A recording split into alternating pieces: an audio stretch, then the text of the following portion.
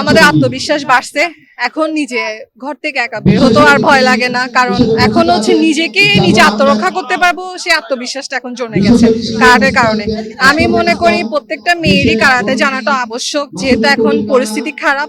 At least নিজেকে আত্মরক্ষা করার জন্য এবং অন্যকে বিপদে পড়তে দেখলে তাকে সহায়তা করার জন্য কারাতেটা গুরুত্বপূর্ণ ভূমিকা পালন করে বলে আমি মনে করি। এখানে আসার পর থেকে আমার কনফিডেন্সটা আরো অনেক বেশি বুস্ট হয়েছে।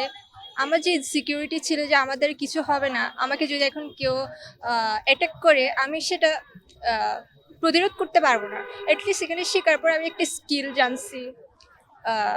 তারপর হচ্ছে আমার কনফিডেন্সটা অনেক। প্রতি সপ্তাহে সর্বোচ্চবার বিকাশ পেমেন্টে 50 জন হবেন পেমেন্ট চ্যাম্পিয়ন। জিতে নিন টিভি সহ আকর্ষণীয় সব প্রাইজ। বেশি বুঝতে অ্যাটলিস্ট আমি এখন রাস্তায় বের হলে সেফ, নিজেকে নিয়ে নিজে একটু মানে সেফ ফিল করি। এটা এক প্রকার আত্মরক্ষা, যেটা তো সবাই জানে।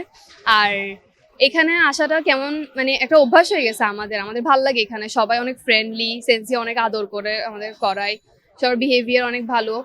আর আমাদের একটা ভালো টাইম কাটতেছে এখানে, অনেক কিছু শিখতেছি। আর আমরা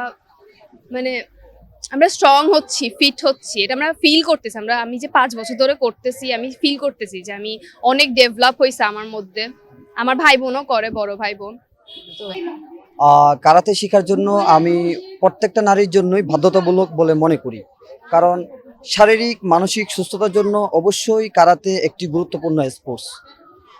এখন বর্তমানে যেভাবে মানুষ চার দেওয়ালের ভিতরে স্মার্ট ডিভাইসে আসক্ত হয়ে যাচ্ছে, তারপর খেলাধুলা বাদ দিয়ে এখন নেশাতে আসক্ত হয়ে যাচ্ছে, এগুলো থেকে বের হয়ে আসতে হলে অবশ্যই কারাতে করতে হবে।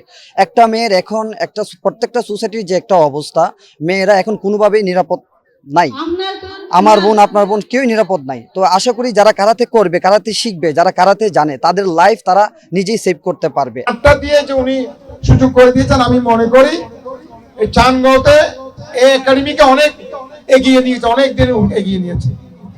আমি এলাকার সংসদ হিসেবে আমি মনে করি আমার পক্ষ থেকে তারা কি যে একাডেমিকে সম্প্রসারণের জন্য, একাডেমির আরো শক্তিশালী করার জন্য যে কোনো ধরনের তাদের সরঞ্জাম দরকার হবে, আমার পক্ষ থেকে সে সরঞ্জাম দেওয়া আমি প্রতিশ্রুতি দিচ্ছি।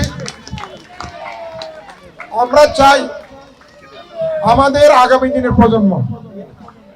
দিনের প্রজন্ম তারা সুন্দরভাবে দেশে বেড়ে উঠুক, তারা যেন আগামী দিনের নেতৃত্ব তারা নিতে পারে, আমরা সেভাবে তাদেরকে গড়ে তুলতে।